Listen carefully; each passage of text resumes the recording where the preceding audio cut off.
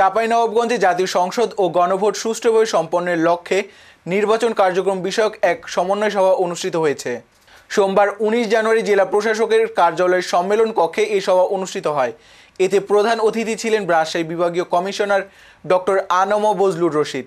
জেলা প্রশাসক শাহাদাত হোসেন মাসুদের সভাপতিত্বে এতে আরও উপস্থিত ছিলেন রাজশাহী রেঞ্জের DIG Mohammad Shahjahan, police super Gautam Kumar Biswas, 59 BGB ব্যাটালিয়নের অধিনায়ক লেফটেন্যান্ট কর্নেল গোলাম কিবরিয়া, 53 বিজিবি ব্যাটালিয়ন অধিনায়ক লেফটেন্যান্ট কর্নেল কাজী মোস্তাফিজুর রহমান, সহকারী রিটার্নিং কর্মকর্তা ও উপজেলা নির্বাহী কর্মকর্তা সহ বিভিন্ন আইন শৃঙ্খলা বাহিনীর কর্মকর্তাবৃন্দ।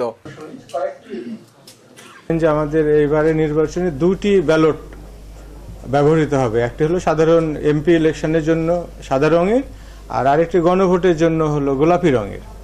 তো অন্যান্য প্রার্থীদের যেমন প্রত্যেকের নিজের নিজের প্রতীক আছে, যারা হয়তো পড়তে জানেন না তারা প্রতীক দেখে সিল দেন, ঠিক একইভাবে তাদের জন্য আমরা জানি যে এখানে গণভোটে দুইটি অপশন থাকবে, হ্যাঁ এবং না। তা আমরা হ্যাঁ এর পাশে টিক চিহ্ন দেওয়া আছে, এটি হলো প্রতীক, হ্যাঁ এর প্রতীক হলো টিক, আর না এর পাশে আপনারা দেখেছেন ক্রস দেওয়া আছে।